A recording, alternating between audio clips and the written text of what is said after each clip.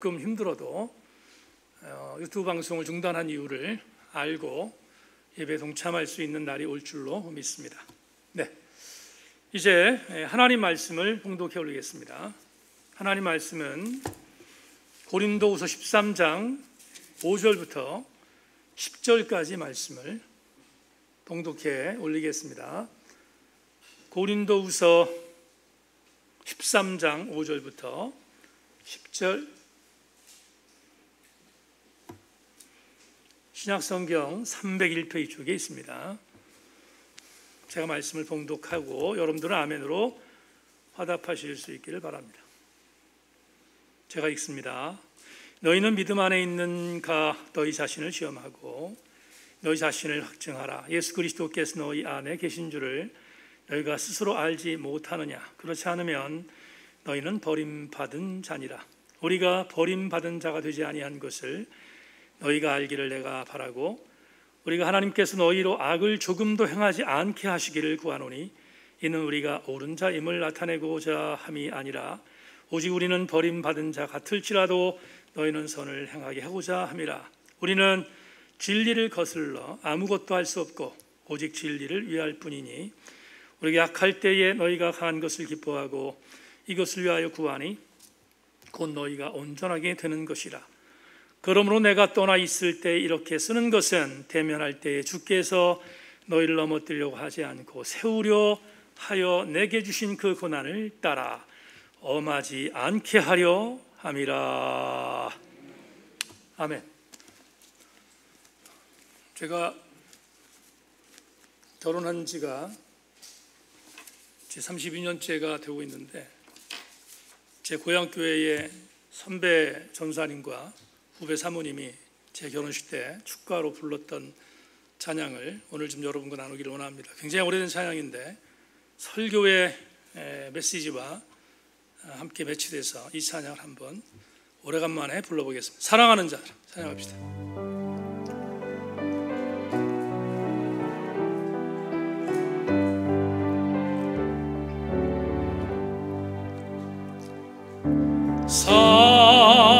사랑하는 자들아 우리가 서로 사랑하자. 사랑은 하나님께 속한 것이니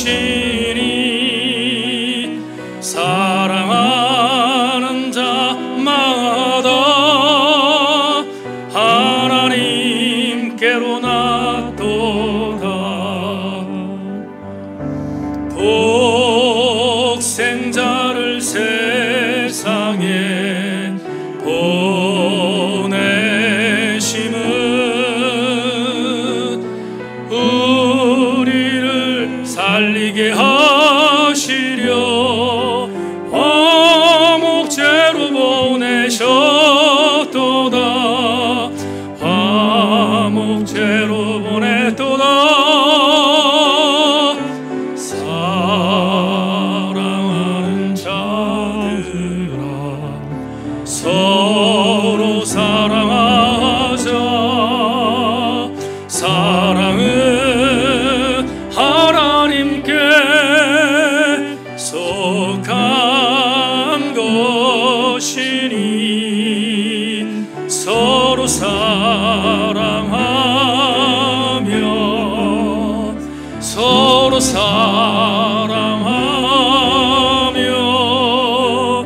주께서 우리 안에 거하시리로다.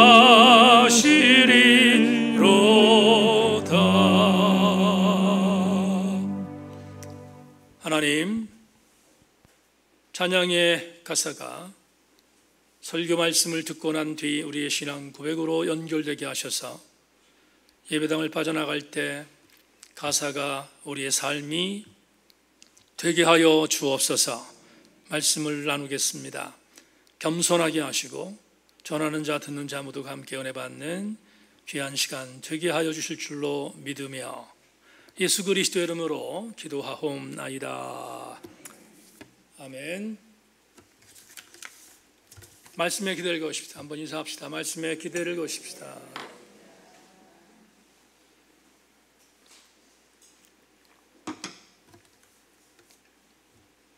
(6월) 세 번째 주일 고린도후서 51번째 강해의 제목으로 전쟁 같은 사랑이라는 제목을 갖고 우리 교우들과 함께 말씀의 은혜를 나누겠습니다. 은혜 받고 돌아가시기를 소망합니다. 제가 말하는 변화에 대한 이 거친 생각들, 그걸 바라보는 전통적 당원들의 불안한 눈빛, 그리고 그것을 지켜보는 국민들의 우리의 변화에 대한 도전은 전쟁과도 같은 치열함으로 비춰질 것이고, 이 변화를 통해 우리는 바뀌어서 승리할 것입니다.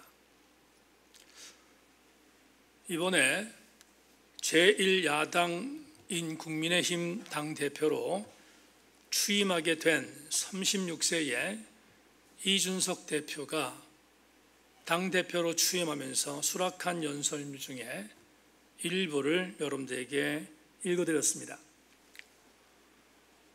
설교에서 제1야당의 대표의 대표의 내용을 거론하게 될 줄을 저도 꿈에도 생각하지 않았습니다.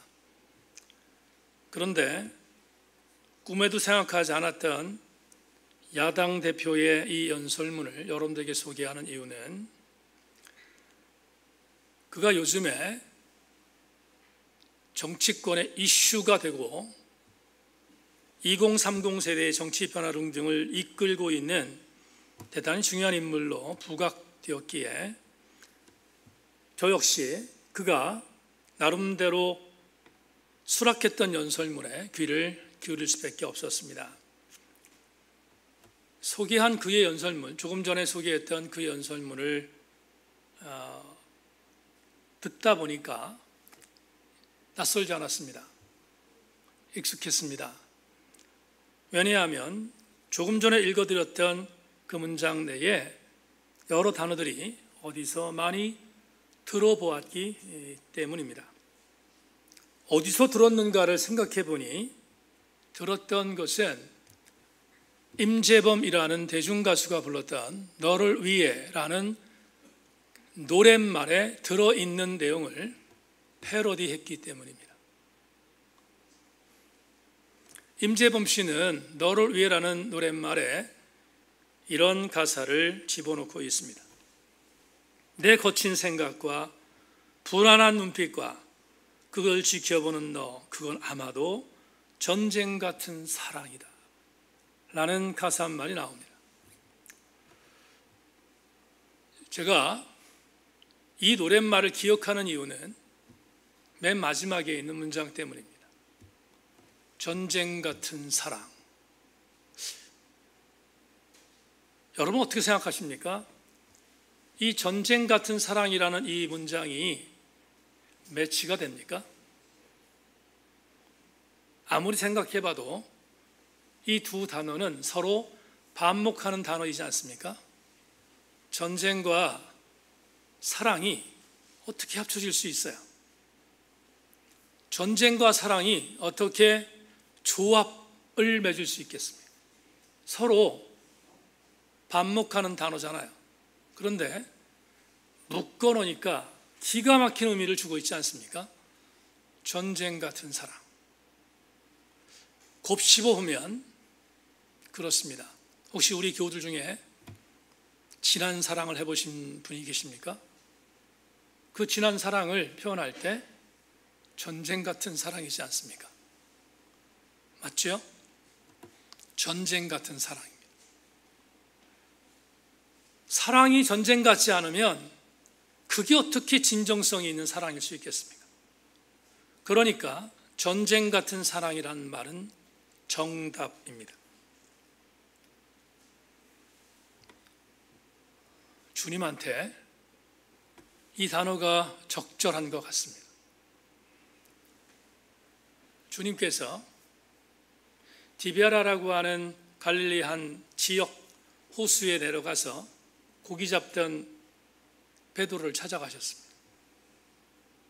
근데 그 베드로는 그냥 베드로가 아니라 불과 얼마 전에 예수님을 나는 저 사람 몰라, 난 저 사람을 맹세하는데 몰라, 세 번째 내가 맹세하며 저주하는데 저 사람 몰라 했던 사람이에요. 이 베드로는 정말 치사한 인간이었잖아요. 예수님한테 주께서 배알이 없으신가?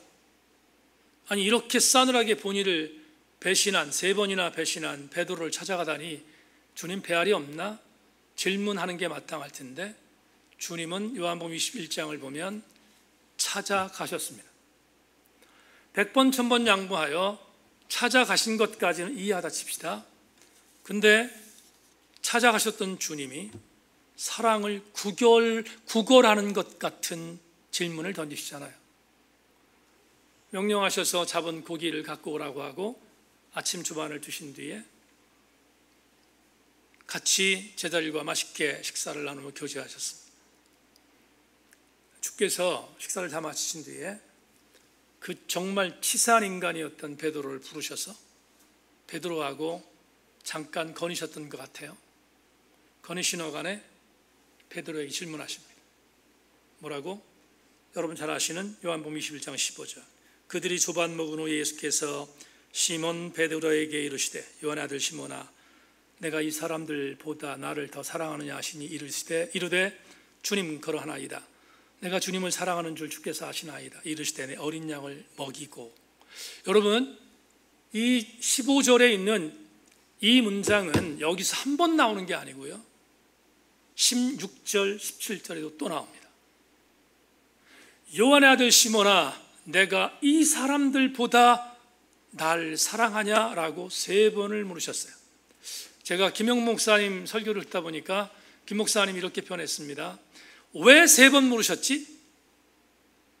요한의 아들 시몬아 내가 이 사람들보다 더 나를 사랑하느냐를 왜 3번 물으셨지? 김 목사님 기가 막히게, 그 양반 신약학자니까 기가 막히게 표현했는데 3번 부인한 것이 생각나게 하기 위해서다. 그럴듯한 것 같아요. 물으셨습니다. 요한의 아들 시몬아 내가 이 사람들보다 더 나를 사랑하느냐를 물으셨어요. 어떻게 여러분 생각하십니까? 구걸하시는 것 같잖아요. 3번이나 물으셨으면. 베드로가 뭐 이렇게 대단한 인간이라고, 자기를 저주하며 맹세하며 부인했던 베드로가 뭐 그렇게 대단한 인간이라고 3번이나 물으세요. 근데 요한복음 21장을 깊이 묵상하면 오늘 제목이 생각나요. 주께서 베드로에게 전쟁 같은 사랑을 하신 거예요. 그렇지 않겠습니까? 전쟁 같은 사랑을 베드로에게 하신 거라고. 주님이 행하셨던 이 사랑을 오늘 본문의 주인공 바울이 배웠어요. 바울이 오늘 본문을 선언하고 있는데 이 본문을 보면 바울도 전쟁 같은 사랑을 하고 있어요. 이제 여러분에게 다음 주에 고린도후서가 끝나는데 마지막으로 여러분 고린도후서의 마지막 에필로그를 여러분에게 전달하기 직전에 마지막 본문을 여러분과 함께 나누기를 원합니다. 바울이 3번째 방문을 하기에 앞서서 4번째인지 혹은 5번째인지 편지를 쓰고 있는 것이 본문이라고 여러분 말씀드렸죠. 그런데 이 본문 말씀에 오늘 주어진 5절과 7절을 여러분과 함께 읽겠습니다. 제가 읽겠습니다. 따라오십시오. 너희는 믿음 안에 있는가 너희 자신을 시험하고 너희 자신을 확증하라. 예수 그리스도께서 너희 안에 계신 줄을 너희가 스스로 알지 못하느냐. 그렇지 않으면 너희는 버림받은 자니라. 우리가 버림받은 자가 되지 아니한 것을 너희가 알기를 내가 바라고 우리가 하나님께서 너희로 악을 조금도 행하지 않게 하시기를 구하노니 이는 우리가 옳은 자임을 나타내고자 함이 아니라 오직 우리는 버림받은 자 같을지라도 너희는 선을 행하게 하고자 함이니라. 여러분 지금 이 구절을 읽어드렸는데 원래 아멘을 안 하지만 아멘 안 하실 줄 알았어요. 왜냐하면 이 본문이 이해하기가 어려워요. 제가 설교 준비하기 위해서 보는 영어 성경이 NIV 영어 성경인데, NIV 영어 성경을 읽었더니 지금 5절부터 7절까지 번역되어 있는 개역번역판 성경에 대한 내용으로는 해석하기가 참 어렵게 번역했다. 왜 이렇게 번역했지 하는 생각이 들 정도로 굉장히 어렵게 번역했어요. 그래서 여러분들 이해하실 수 없을 것 같아서 톰 나이트라고 하는 세인트루스 대학 교수님이 쓰신 번역을 여러분 읽어드리겠습니다. 이게 정확한 번역이고요, 쉬운 번역입니다. 여러분 자막 보십시오. 여러분이 정말로 믿음 안에 있는지 스스로를 시험해 보십시오. 스스로 검증해 보십시오. 여러분은 메시아 예수께서 여러분 안에 계신 줄을 깨닫지 못합니까? 그렇다면 여러분은 시험에 낙제한 것입니다. 내 바람은 우리가 시험에서 낙제하지 않았음을 여러분이 발견하는 것입니다. 하지만 우린 여러분이 결코 어떤 악도 저지르지 않게 해달라고 기도합니다. 그것은 우리가 합격자임을 과시하기 위해서가 아니라 우리가 낙제한 사람처럼 보이더라도 여러분이 옳은 일을 하게 하기 위해서입니다. 여러분, 이 구절을 조금만 부연할게요. 바울이 고린도후서를 마감하는 마지막 장에서 아주 아슬아슬한 메시지를 남겼습니다. 오늘 본문은 누가 수신자예요? 고린도 교회 성도들이 아니고 고린도 교회의 적대자와 배신자가 수신자입니다. 이해하셨죠? 배신자와 적대자들에게 마지막 편지의 메시지를 남기면서 이렇게 말합니다. 너희들이 한번 스스로 질문해봐라. 이렇게 도전을 해요. 스스로 한번 질문해봐라. 자문해봐라. 그리고 질문한 내용이 이겁니다. 너희들 진짜로 너희 안에 예수께서 계시는가를 물어보라는 거예요. 당신들 안에 예수가 있는지를 물어보라는 거예요. 지금 바울이 말합니다. 제발 좀 물어봐라. 그런 뒤에 바울이 자답을 해요. 어떻게 자답을 하면 이렇게 자답을 합니다. 둘 중에 하나일 거다. 만에 하나 너희들이 질문했는데 너희들 안에 예수가 있으면 너희는 옳은 자들이다. 제가 지금 번역을 옳은 자라고 번역한 것을 주목하세요. 너희들은 옳은 길을 가고 있는 자야. 이렇게 말을 해요. 근데 반대로 그만 말한 게 아니라 한 가지를 더 말합니다. 뭐라고? 만에 하나 예수 그리스도가 너희들 안에 없다면 너희들은 버려진 자들이다. 이렇게 말합니다. 여러분 분명한 논리가 있죠? 예수 그리스도가 본인들 안에 있으면 옳은 길을 가는 사람이고 예수 그리스도가 본인들 안에 없으면 버린 사람이다. 얼마나 선명합니까? 이런 설명이. 바울이 오늘 이렇게 말씀하고 있습니다. 그러면 여기서 주목할 게 이거예요. 바울의 관심은 뭐겠어요? 너희들 안에 진리가 있었으면 좋겠다는 거예요. 그리고 진리가 있어야 한다는 걸 강조하는 거예요. 만에 하나 진리가 없으면 버린 자라고 하니까 버린 자에 대해 관심이 없는 것처럼 보이잖아요. 그런데 오늘 본문에 보면 본문 7절 부분에서 뭐라고 말하고 있는가 하면 이렇게 말합니다. 그런데 나는 너희들이 버린 자라 할지라도 반드시 옳은 대로 돌아올 것이라고 믿는다. 이렇게 말해요. 이게 무슨 뜻입니까? 바울은 지금 고린도 교회 안에 있는 적대자들과 배신자들에 대하여 포기하지 않겠다는 거예요. 내가 포기하지 않겠다는 거예요. 너희들을 끝까지 붙들겠다는 거예요. 너희들이 돌아오기를 정말로 기대한다는 거예요. 그러면서 그들이 돌아와야 하는 돌아온 상황에 대한 결과물을 오늘 8절로 9절에서 우리한테 제시합니다. 너희들이 돌아오기를 원하는데 너희들이 다시 한번 버린 자지만 옳은 자가 되기를 원하는데 돌아오는 것이 뭐냐? 돌아오는 것이 뭐냐? 오늘 8절과 9절에서 이렇게 말합니다. 따라오십시오.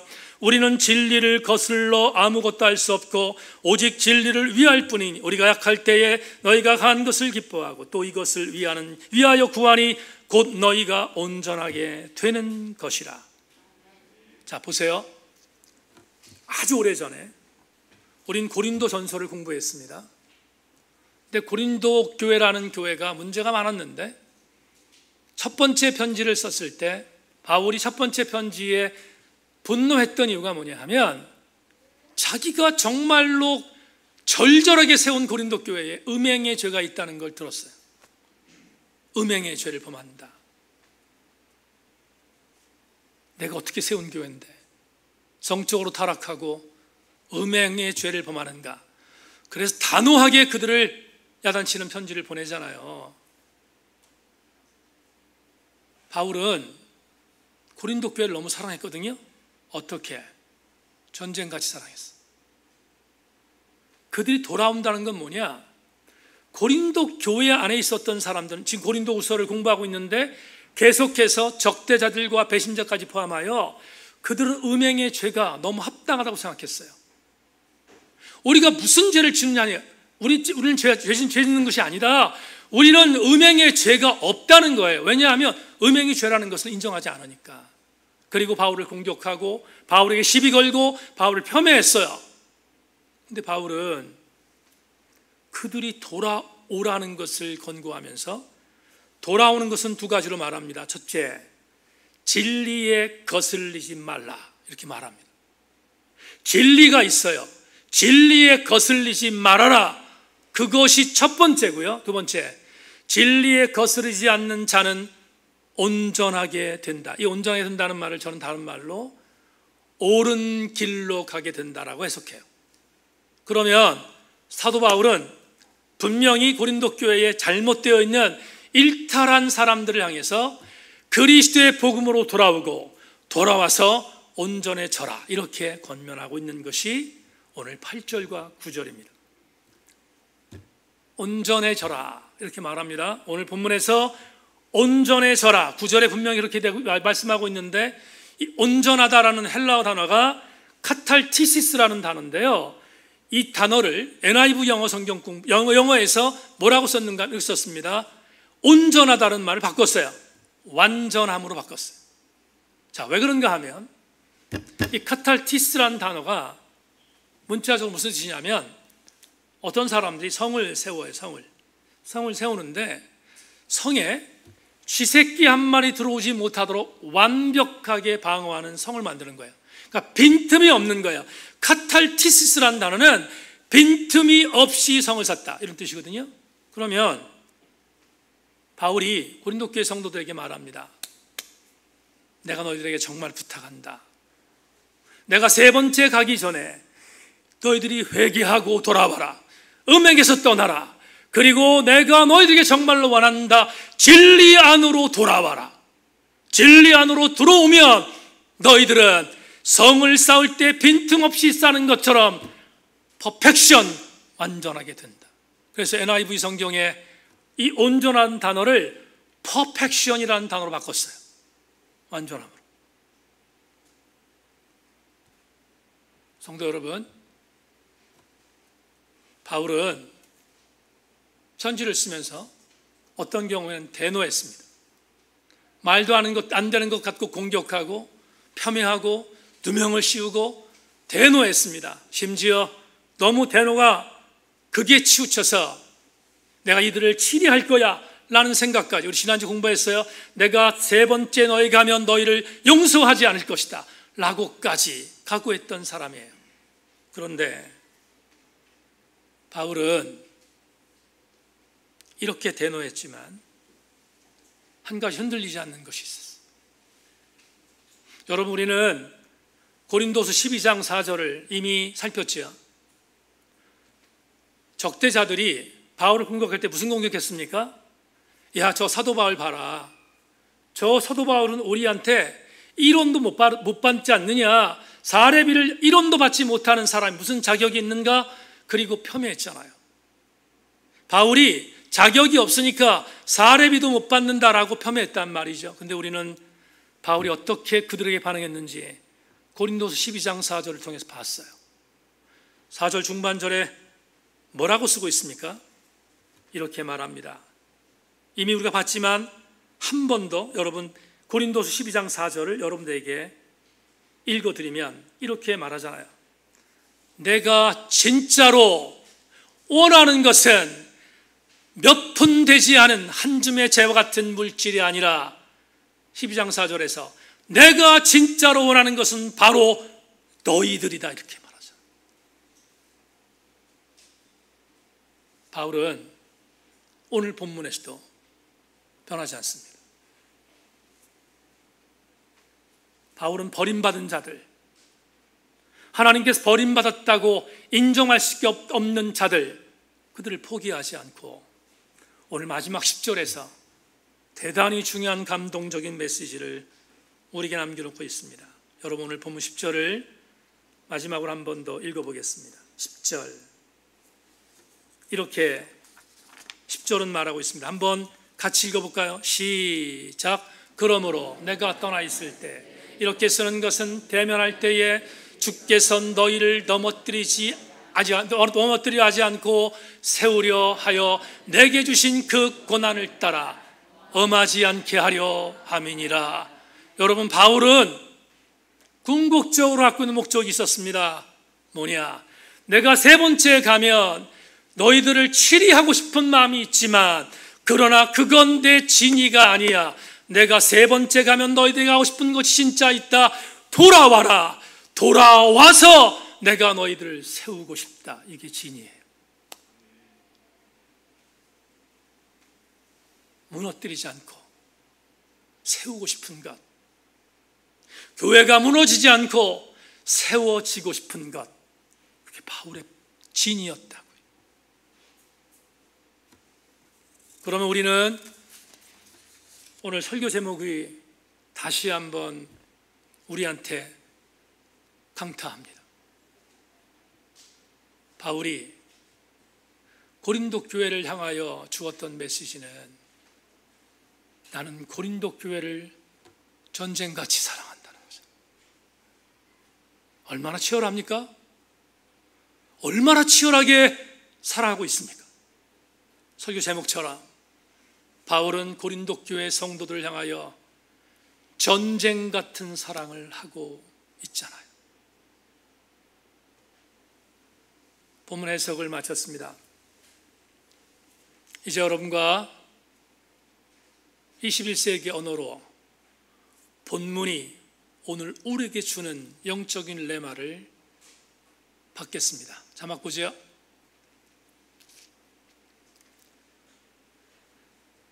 이부 예배 나오신 사랑하는 교우 여러분, 저도 성도고 여러분도 성도입니다.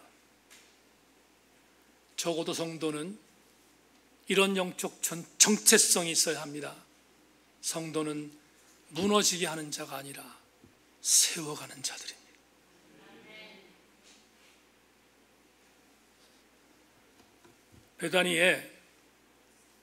베다니라고 하는 한 촌에 문둥병자, 지금으로 얘기하면 한센병입니다. 한센병을 앓고 있었던 시몬이라는 사람이 살고 있었는데 예수님께서 그 집에 들어가셨습니다. 무슨 이유인지는 한센병과 같은 질병을 당하고 있는 자들과 함께 하신 예수님의 내용을 보여주시는 아주 중요한 기사이지요. 한센병에 걸려서 고통당했던 시몬의 집에 예수님이 들어가셔서 그곳에서 교제하고 있었습니다. 그런데 갑자기 그 집에 한 여인이 불쑥 들어왔습니다. 불쑥 들어와서 갑자기 예상치 않은 일을 하나 예수님께 한 것입니다. 그녀가 갖고 들어온 것은 옥합이었습니다. 옥합. 근데 이 옥합 안에 나드가 들어있다라고 마가는 말합니다. 나드라는 말은 팔레스타인 지역에서 사용되던 여인들이 가장 소중히 여기는 화장품입니다. 나드가 들어있어요. 갑자기 이 여인이 그 옥합을 깼습니다. 깨고 그 안에 담겨져 있는 나드를 예수님의 머리에 부었어요. 머리에 붓습니다. 돌발적인 상황이라서 아마 시몬을 비롯한 그 집에 있었던 수많은 사람들이 놀랐을 것입니다. 마가의 보고에 의하면 이 여인이 예수의 머리에 부었던 나드의 가격이 300데나리온이라고 말하고 있습니다. 300데나리온이면 장년 한 명이 300일 동안 일한 월급입니다. 얼만큼 엄청난 돈인지 아시겠죠? 그게 나드의 가치였어요. 그런데 그걸 깨서 예수님의 머리에 부었으니 일순간에 부은 겁니다. 놀란 것은 누가 놀랐냐면 예수님도 놀랐겠지만 주변에 있었던 사람도 놀랐습니다. 왜냐하면 한편으로는 질투했습니다. 한편은 속상했습니다. 왜냐하면 저 엄청난 데나리온의 가격이 있는 저 나드가 팔레스타인 지역을 돌아다니던 웬 노승과 같은 예수님께 붙는다는 사실이 자존심 상했어요. 저 사람에 비해서 내가 뭐가 모자라지 하는 생각이 그들에게 있었던 것입니다. 그리고 속상했습니다. 자기들에게 전혀 혜택이 되지 않는 그 허비되는 것을 바라보면서 이 사람들이 뿔딱지가 났습니다. 그 여인을 공격합니다. 마가의 보고에 의하면 이렇게 말합니다. 이 엄청난 300데나리온 되는 가치를 어떻게 한 사람한테 허비할 수 있는가? 그리고 막 몰아세웁니다. 이 여인을 몰아세웠어요. 여인은 움츠렸습니다. 그리고 아무 소리 하지 못하고 있었습니다. 바로 그때 예수께서 그녀를 보호합니다. 보호하면서 하셨던 반응을 마가복음 14장에서 이렇게 말합니다. 예수께서 이르시되 가만두라. 너희가 어찌하여 그를 괴롭게 하느냐? 그가 내게 좋은 일을 하였느니라. 가난한 자들은 항상 너희와 함께 있으니 아무 때라도 원하는 대로 도울 수 있거니와 나는 너희와 항상 함께 있지 아니하리라. 그는 힘을 다하여 내 몸에 향유를 부어 내 장례를 미리 준비하였느니라. 여러분, 예수님은 불과 얼마 있으면 십자가에 못 박혀 돌아가십니다. 그런데 이 여인이 부은 이 향유를 죽은 시신에게 뿌리는 장사의 내용물로 해석했어요. 그러면서 이렇게 엄청난 일을 한 이 여인을 왜 너희들이 괴롭히고 있는가를 묻습니다. 분명히 마가복음 14장 6절에 예수님의 방언 원리 중에서 중요한 단어가 하나 나오는데 이렇게 말합니다.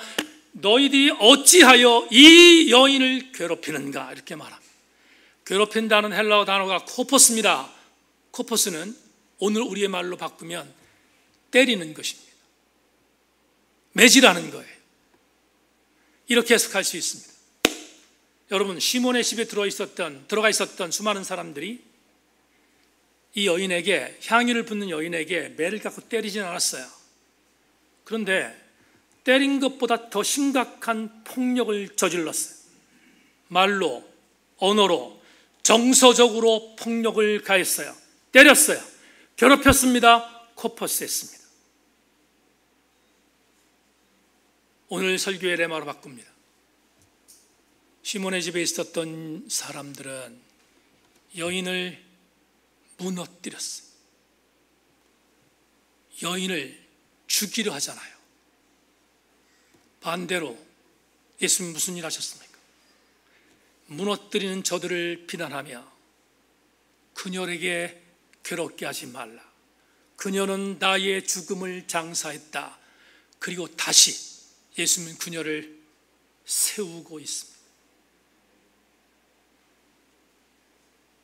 예수님은 죽어가는 자를 살리시는 분이고, 예수님은 무너뜨려지고 있는 모든 부분들을 다시 세우시는 분이며, 예수님은 교회 공동체 역시 오늘 지금을 그것을 기대하고 계실 것입니다.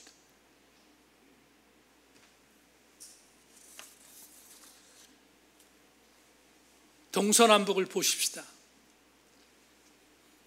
내년에 대선이 있습니다. 여야 할 것 없이 대선에 출마한다는 사람들이 본물처럼 선언하고 있습니다. 아침에 서재에 들어가면 개인 큐티를 마치고 신문을 봅니다. 국민일보 신문은 복음이 실려 있는 신문이긴 하지만 대단히 보수적인 신문입니다. 그래서 거의 대부분 야당을 옹호하는 기사로 실려 있습니다. 반면 제가 또 하나 보는 경향신문은 진보적인 신문입니다. 경향신문을 바라보면 대체적으로 야당을 비판하는 기사들로 넘쳐납니다. 자세히 읽으려고 합니다. 한쪽으로 치우치지 않고 자세히 읽으려고 노력합니다. 그런데 지난 주간에 읽었던 가십거리들 중에 대선에 나와 있는 사람들과 인터뷰한 것들을 봤습니다. 야당 주자, 여당 주자, 공이 그들이 인터뷰한 내용들을 싣고 있습니다. 읽다가 씁쓸했습니다. 왜냐하면 여야의 대통령 선거에 나온 사람 단 한 사람의 예 없이 모두가 다 서로에게 코포스하고 있어.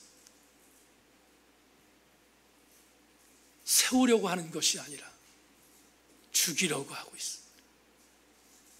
그들이 대한민국의 대통령이 된다고 나섰는데 참담합니다.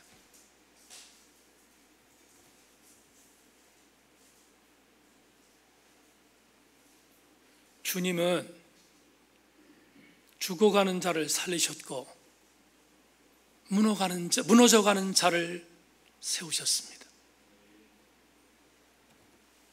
바울은 무너져가고 있는 고린도 교회를 향하여 그는 전쟁 같은 사랑을 하고 있습니다. 다시 세우기 위하여. 저와 여러분들은 그리스도인입니다. 그리스도인이라면 무너지는 자를 세우고 넘어진 자를 일으키고 죽어가는 자를 살리는 것이 마땅하지 않겠습니까? 그러나 그것은 그냥 이루어지지 않습니다. 전쟁 같은 사랑이 전제되어야 합니다. 예수께서 그랬던 것처럼, 바울이 그랬던 것처럼. 하나의 신뢰를 드리고 설교를 맺겠습니다. 지난주에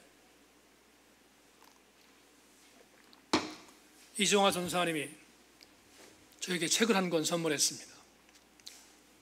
주면서 저한테 이렇게 말했습니다.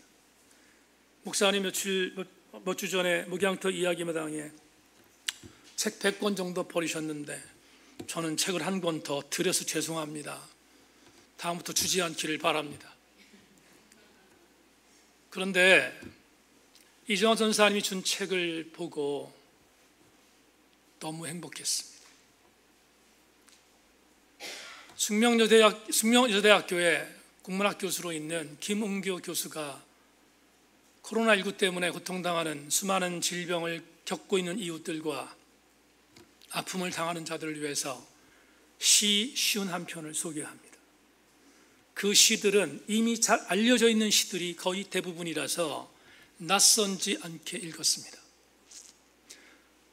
시를 읽다가 저 스스로 많이 치유되는 경험들을 해서 이종화 전사님에게 감사하지 않을 수 없습니다. 그런데 여러분에게 오늘 그 51편의 시 중에서 강아지똥이라는 동화 작가로 생태주의자로 유명한 권정생 선생님의 한 시를 여러분에게 소개하겠습니다. 권정생 선생님은 충주에 있는 한 시골교회의 종직이로 평생을 살았던 소박한 생태주의자이며 아이들을 사랑하는 동화 작가입니다. 그가 쓴 강아지똥과 그리고 몽실 언니는 베스트셀러가 돼서 지금도 수많은 사람들을 감동시키고 있습니다. 권정생 선생님이 쓴 하나님 안녕히 주무셨습니까? 라는 시를 지금부터 읊조리겠습니다. 하나님, 안녕히 주무셨습니까? 밤에는 소나기가 쏟아져 우리 방에 동지들이 연나무 말이나 들어왔습니다. 동지라면 잘 모르실 테고 정말은 개구리 올시다. 개구리를 동지라고 불러도 하나님은 노하시지 않으실는지요? 하지만 하나님, 저는 지금 동지들이 아쉽습니다. 동지가 많아야 통일도 속히 이루어지고 온 세계는 한 형제가 될 것입니다.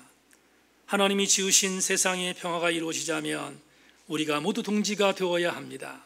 개구리는 물론 파리도, 모기도, 미꾸라지도, 메추라기도, 산돼지도, 노루도, 강아지도, 원숭이도 모두 동지가 되어야 합니다. 하나님의 뜻이라면 저의 기도를 속히 이루어 주십시오. 생태주의자이기 때문에 이러한 시를 썼다는 것은 충분히 공감됩니다. 얼마나 자연을 사랑했으면, 얼마나 폭력을 경멸했으면 이런 시를 썼겠습니까? 이 시를 쓰고 난 뒤 권종성 선생님은 2007년 5월 17일 날 하나님의 부름을 받았습니다. 그런데 본인이 하나님 앞에 설 날이 얼마 남지 않다는 사실을 알고 개인적인 재산들을 정리하기 시작했습니다. 그는 이미 유명한 동화 작가가 되었고 그가 쓴 책들은 엄청난 베스트셀러가 돼서 그는 그에게 몫으로 남겨져 있는 인쇄만 해도 당시 본인이 세상을 떠나기 전 1억 5천만 원 정도의 인쇄가 있었습니다. 권정생 선생님은 알고 있습니다. 그의 전 재산은 교회의 종을 치기 위하여 사찰 집사가 거하고 있는 토담집이 전부였습니다. 그는 알았습니다. 내가 죽은 뒤 이 1억 5천이란 인쇄가 얼마나 사람들을 혼돈스럽게 할 것인지에 대하여 알고 있었습니다. 정리해야 되겠다 생각하고 유언장에 이렇게 남겼습니다. 하나님께 기도해 주세요. 제발 이 세상, 너무나도 아름다운 세상에 사람이 사람을 죽이는 일이 없게 해달라고요. 제 예금 통장이 다 정리되면 나머지는 북측에 굶주리는 아이들에게 보내주십시오. 제발 그만 싸우고 그만 미워하고 따뜻하게 통일되어 함께 살도록 해주십시오. 중동, 아프리카, 티벳 어린아이들은 앞으로 어떻게 하지요? 기도 많이 해주세요. 유언장에 담긴 내용입니다. 유언대로 그가 갖고 있었던 1억 5천의 인쇄는 북한의 굶주리는 어이들을 위하여 사용되었습니다. 저는 이 글을 읽다가 권정생 선생님이 이전에 미국의 조지 부시 대통령이 사담 후세인을 처리하겠다는 명목으로 사우디아라비아 근처에 있는 바다에서 미국의 엄청난 항공모함 위에서 토마호크 미사일을 바그다드에 날릴 때, 그래서 아무것도 모르던 바그다드의 아이들이 죽어갈 때 그의 책에 이렇게 썼던 것을 이해합니다. 나는 그날 바그다드에 있는 어린아이들이 아무것도 모르고 폭탄에 맞아 죽는 그날, 맥박이 100이 넘었고 열은 40도가 넘었다. 그는 알고 있었습니다. 크리스천으로 이름을 날리는 미국에서 가장 보수적인 교회의 신자라고 말하는 조지 부시가 이라크를 공격한 이유는 사담 후세인을 제거하기 위해서가 아니라 이라크에 원유가 탐났기 때문입니다. 크리스천이 어떻게 명목을 두고 사람을 죽입니까? 권정생 선생님이 크리스천이라는 이름을 갖고 있다는 것에 대하여 얼마나 감사한지 모릅니다. 그리스도인은 살리는 자여야 합니다.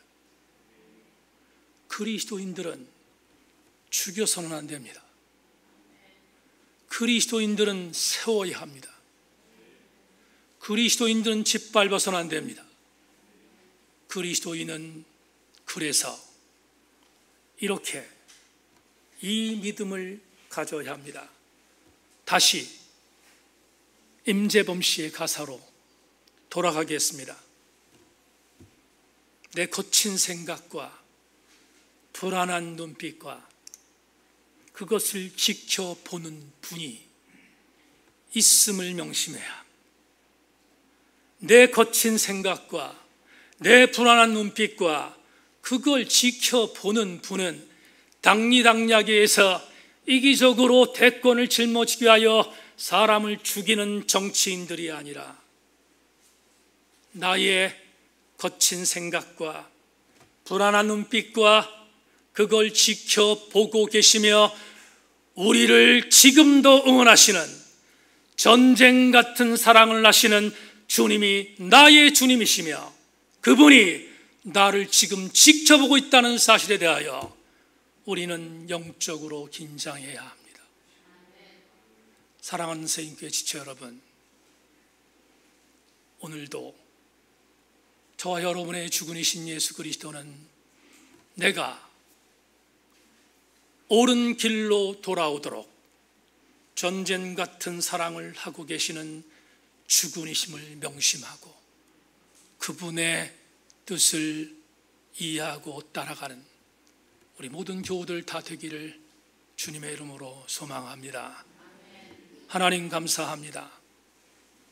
오늘도 주의 은혜 안에서 말씀을 나누었습니다. 다음 주에 고린도후서를 마감합니다. 쉬운 한 주 동안 달려왔는데 주님, 오늘 주신 말씀을 생각하며 가슴이 떨려옵니다. 주님이 나를 위하여 전쟁 같은 사랑을 하셨기에 내가 여기 있으며 우리 교회도 여기 있음을 기억하고 나도 주님을 위하여 그리고 이웃들을 위하여 전쟁 같은 사랑을 지속하게 하여 주옵소서. 그리하여 우리 교회도 세우는 교회, 우리 교회도 일으키는 교회 될 수 있도록 하나님 인도하여 주시옵소서. 선하신 주의 은혜를 기대하며 예수 그리스도의 이름으로 기도하옵나이다. 아멘.